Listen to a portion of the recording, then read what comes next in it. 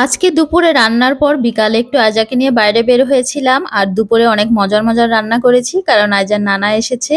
আর বাসায় মেহমান আসলে তো একটু স্পেশাল কিছু রান্না করাই চাই। আর মাঝে মাঝে কিন্তু এভাবে বাচ্চাদের নিয়ে বাইরে ঘুরতে বের হলে তাদেরও মন ভালো হয়, প্লাস বড়দেরও মনটা বেশ ভালো থাকে। যাই হোক, আসসালামু আলাইকুম, কেমন আছেন সবাই? আশা করি সবাই সুস্থ আছেন এবং ভালো আছেন। তো এই যে আমি দুপুরে রান্না বান্নার সময় থেকে ভিডিও শুরু করে দিলাম। তো ফ্রিজ থেকে মুরগি বের করে কেটে নিয়েছি।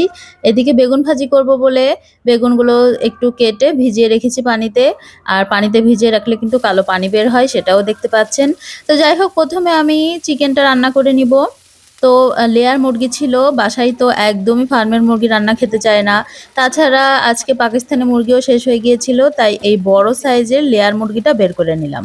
তো সেটাকে তো আমি বরফ ছাড়িয়ে কেটে গুছিয়ে নিয়েছি, আর এদিকে মশলাটা কষিয়ে নিচ্ছিলাম। আমি এদিকে রান্না বান্না করছি, আর ওইদিকে আমার মেয়ে এসে পেছন থেকে আমাকে ডাক দিচ্ছে, মা মা প্লিজ চলো আজকে বাইরে যাব, নানা এসছে, নানাকে নিয়ে পার্কে যাব। অনেকদিন আমি স্লাইডে উঠি না, এই কান্নাকাটি শুরু করে দিয়েছে। তো আমি ওকে বললাম ঠিক আছে, আমি রান্না শেষ করি, তারপরে ভেবে দেখবো কি করা যায়।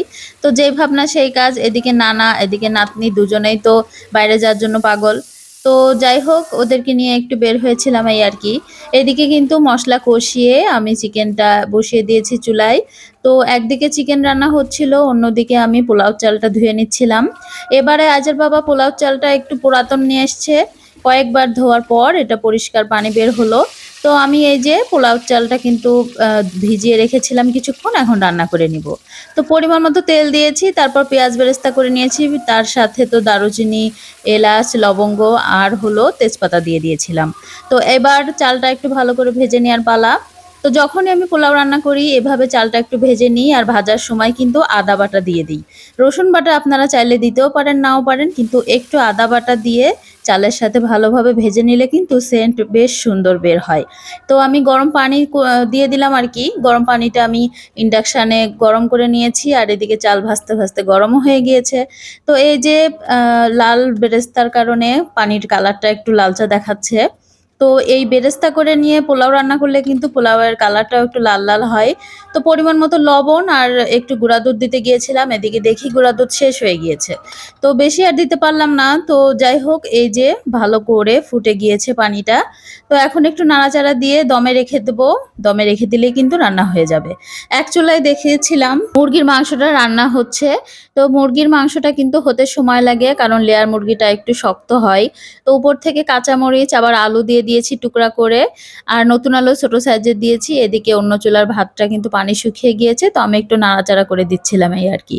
তো ভাত আর মাংস কিন্তু রান্না হয়ে গিয়েছে, এখন শুধু বেগুন ভাজিটা করার পালা। তো সবার শেষে বেগুন ভাজিটা করে নিচ্ছিলাম, একটু গরম থাকবে, গরম গরম বেগুন ভাজি কিন্তু পোলাওর সাথে খেতে বেশ ভালো লাগে।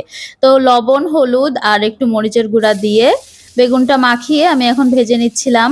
আর বেগুন ভাজি হলেই কিন্তু রান্না কমপ্লিট। সবাইকে খাওয়া দাওয়া শেষ করিয়ে তারপর ভেবেছি একটু বাইরে যাব। তো এই যে একে একে কিন্তু বেগুনগুলো দিয়ে দিচ্ছিলাম, আর এই যে অনেকগুলো বেগুন কিন্তু ভাজা হয়ে গিয়েছে আগেই। তো এখন যেগুলো বাকি ছিল সেগুলো আমি তুলে নিচ্ছিলাম এক এক করে।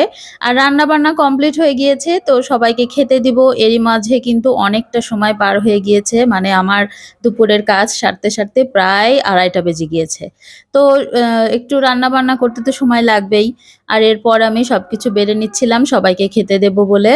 তো পোলাওটা বেড়ে নিয়েছি, এদিকে মুরগিটাও বেড়ে নিচ্ছি। একদম পাতলা ঝোল করিনি, একটু মাখো মাখো অবস্থায় নিয়েছি। আর পোলাওর সাথে অন্য কিছু যেহেতু রান্না করিনি, একটু ঝোল না হলে কিন্তু খাওয়াই যাবে না। তো এই যে একটু মাখো মাখো অবস্থায় নামিয়েছিলাম। তো সবকিছু কমপ্লিট, এখন আমি সালাদটা করে নিব। এই যে টমেটো কেটে নিয়েছি, সাথে পেঁয়াজ কুচি, কাঁচামরিচ কুচি সবই ছিল। তো আমি সবটা আর একসাথে মাখাবো না, কারণ একসাথে সব মাখিয়ে যদি পরে খাওয়া না হয় তাহলে নষ্ট হবে। তো আমি অর্ধেক পরিমাণ নিয়ে লবণ দিয়ে মাখিয়ে নিচ্ছিলাম। আর সালাদ তো রেডি হয়ে গিয়েছে। এরপর আমি খাবার বেড়ে দিয়েছি আর সকলকে ডাকছিলাম যে তাড়াতাড়ি আসো, খেয়ে নাও। এদিকে তো আমার মেয়ে আমাকে কাজ করতেই দিচ্ছে না, সে আমাকে পিছু থেকে শুধু টানাটানি করছে, মা প্লিজ বলো বলো যাবো কিনা বলো। তো দেখুন, আমি এই যে সবাইকে খেতে দিয়েছি, আমার শাশুড়ি, আমার বাবা সবাই খাচ্ছিল। আর ওদিকে দেখুন আয়জা কিন্তু আমাকে টানাটানি করছিল, মা বলো না প্লিজ, চলো না, এই শুরু করেছে এই আর কি। তো যাই হোক, ওকে থামিয়ে আমি বললাম যে ঠিক আছে চলো রেডি হয়ে নাও, তারপর অবশেষে আমরা বিকালে বের বের হলাম। তো ও তো খুবই খুশি, সাথে ওর তাসনিম আপুকেও নিয়ে নিয়েছে। তো দুজনে মিলে এসছে, এসে তো ও ১ম এ যাবে কিডস জোনে। তো প্লে জোনে যেয়ে তো ১ম এ খেলা করবে।